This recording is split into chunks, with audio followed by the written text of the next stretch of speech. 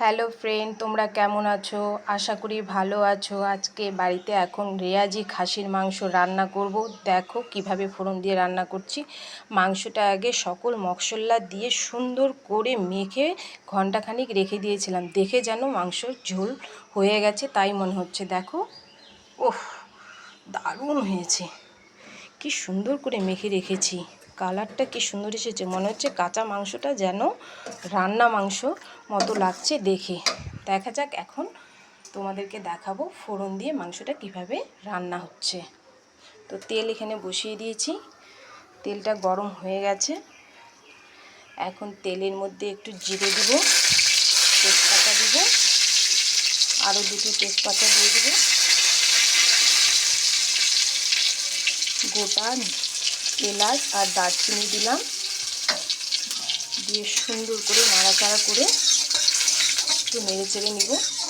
বাহ, দারুণ করে হয়ে গেছে ভাজা, ফোড়নটা দেওয়া হয়ে গেছে। এখন মাংসটা সুন্দর করে ছেড়ে দেব। পুরো মাংসটা একবারে দেব।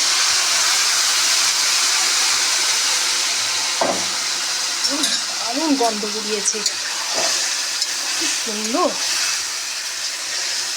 দেখে মনে হচ্ছে রান্না হয়ে গেছে, কিন্তু এখন বসেছি। 1 ঘন্টা মেখে রেখেছিলাম, কালারটা দারুণ এসে গেছে। তো তোমাদেরকে সম্পূর্ণ মাংসটা রান্না করাটা আমি দেখাবো।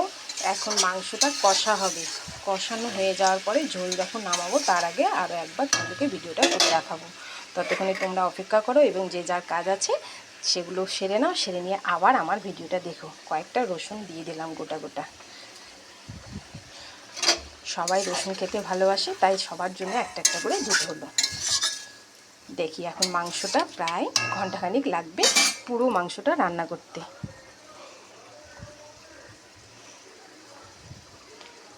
এখন কষা হবে, কষা হতে প্রায় 1 ঘন্টা লাগবে। 1 ঘন্টা পরে তোমাদেরকে আবারও মাংসটা দেখাবো যে কেমন রান্না হয়েছে, এবং খেয়ে দেখবে বাড়িতে সকলে যে কেমন হয়েছে খেতে। কি সুন্দর করে ফুটছে, যে গোটা এলাচ ভেসে আছে। উফ, দারুণ হবে খেতে।